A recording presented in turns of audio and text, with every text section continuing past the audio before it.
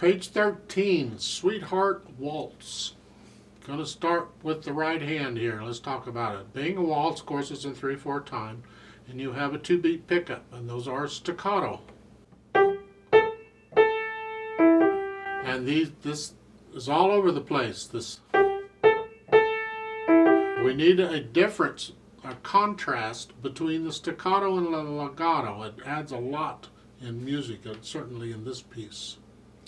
Then when you get over to the last 2 measures of the first line, that's a new phrase. So make sure there's silence between the left hand here and the first note in the right hand. Now normally we don't worry about the left hand in phrases, but here we don't want it to give the illusion that the notes in the left hand is part of the phrase. So lift up that left hand a little early so we get a little silence before you play the right hand.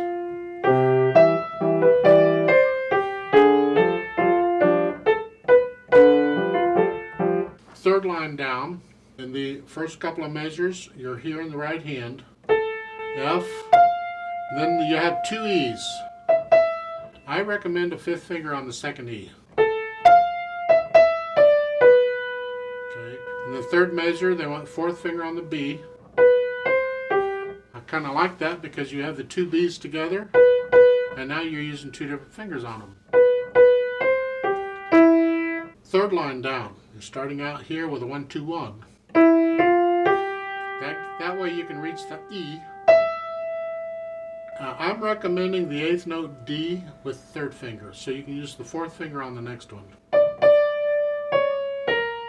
2 B flats there you see in the 3rd and 4th measures, like I recommend what they're doing, the 2 and 4.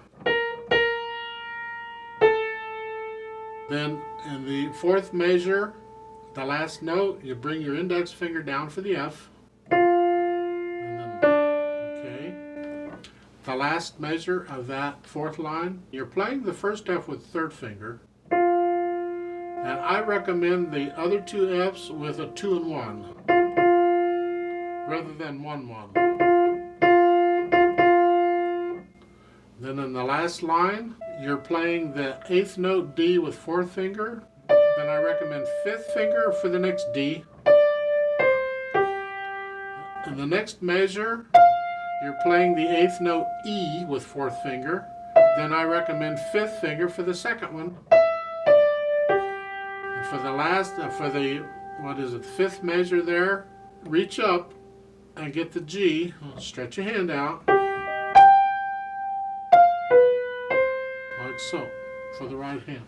For the left hand, you just got the chords. Just keep them soft underneath what the right hand is doing, you're fine.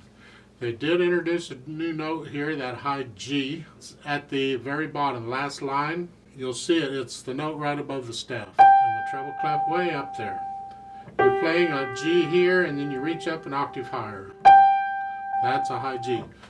Memorize it. Of course, you're going to use it so much, you'll know what it is anyway. Let's try this out. I'm going to give us 4 counts. It's a full 3 plus 1, because we come in on beat 2. Slowly. All right, so put your hands in position. Here we go. 1, 2, 3, go.